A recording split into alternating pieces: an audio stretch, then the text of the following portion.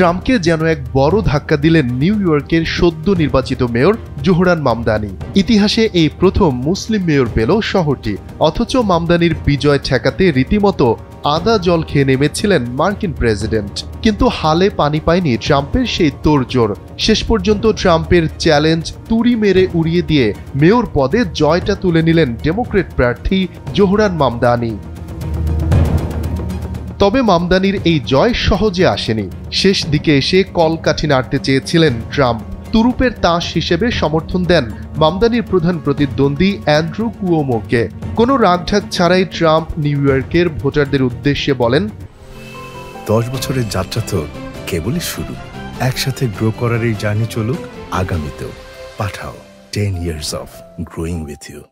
Andrew কুওমোকে পছন্দ করুন আর নাইবা করুন, আপনাদের হাতে কোনো বিকল্প নেই, তাই তাকে ভোট দিতে হবে। আমি আশা করি সে দারুণ কাজ করবে, কারণ সে কাজের মানুষ, কিন্তু মামদানি নয়।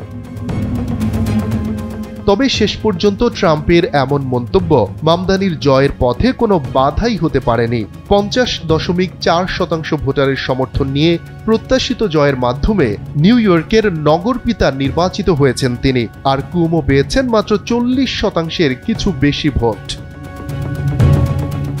জয়ের পর রীতিমতো ট্রাম্পকে তুলোধুনো করেন মামদানি। বলেন, এই জয় দেখিয়ে দিয়েছে কিভাবে ট্রাম্পকে পরাজিত করতে হয়। শুধু ট্রাম্পকেই নয়, ভবিষ্যতে ট্রাম্প হতে চাওয়া ব্যক্তিদের জন্য এই জয় একটি বড় বার্তা। এ সময় ট্রাম্পকে খোঁচা দিয়ে মামদানি বলেন, আমি জানি আপনি এখন আমার ভাষণ শুনছেন, দয়া করে টেলিভিশনের ভলিউমটা একটু বাড়িয়ে দিন। এরপর ট্রাম্পও বসে থাকেননি। নিজের সোশ্যাল প্ল্যাটফর্ম ট্রুথ সোশ্যালে বিরক্তি প্রকাশ করে লিখেন, শুরু হয়ে গেছে। শফিকুল ইসলাম শান্ত, এনপিবি।